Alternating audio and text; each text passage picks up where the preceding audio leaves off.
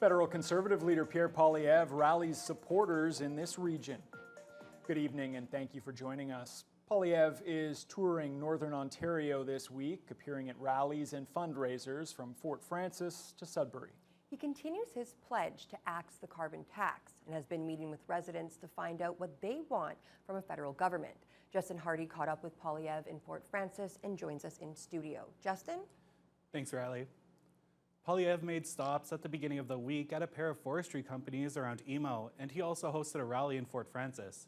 He used the visit to present his plan, which the Conservatives hope will raise prosperity and lower crime. Let's bring it home! Federal Conservative leader Pierre Poilievre kicked off his Northern Ontario tour this week in the western part of this region. Following a quick stop in Barwick, Poilievre made his way to the Fort Frances Legion for a rally and meet and greet.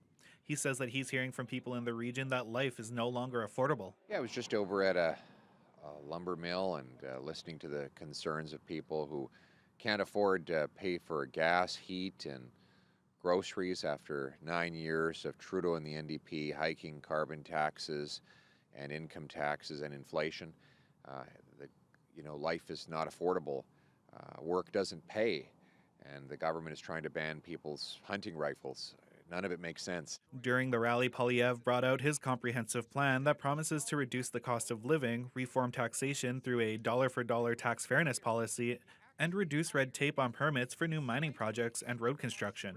He also promised to combat crime with tougher bail restrictions against repeat offenders and stopping the decriminalization of illicit drugs, as well as banning safe supply sites. During the rally, he emphasized the road to the Ring of Fire as a priority the country needs. Infrastructure, we want to start building roads again. We need to build the roads. I know our current federal government is against roads for strange environmental reasons, but obviously in rural and remote communities you need roads, trucks, and other forms of traditional transportation. That's one of the reasons why we're going to axe the carbon tax.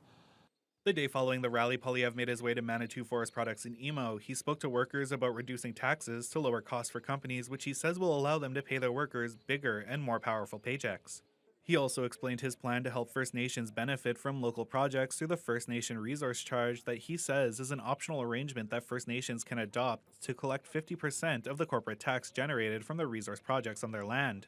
So if you have, whether it's a mine, a logging operation, or any other resource project on a First Nations land, then the company could pay 50% of its federal corporate tax directly to the local First Nation, allowing own source revenue. So the money would stay here rather than going to Ottawa to be devoured by the bureaucracy. Poilievre's tour will be continuing east throughout the week with plans to visit Wawa, Hearst, Kirkland Lake, and Sudbury for a fundraising event where the maximum donation is $1,725.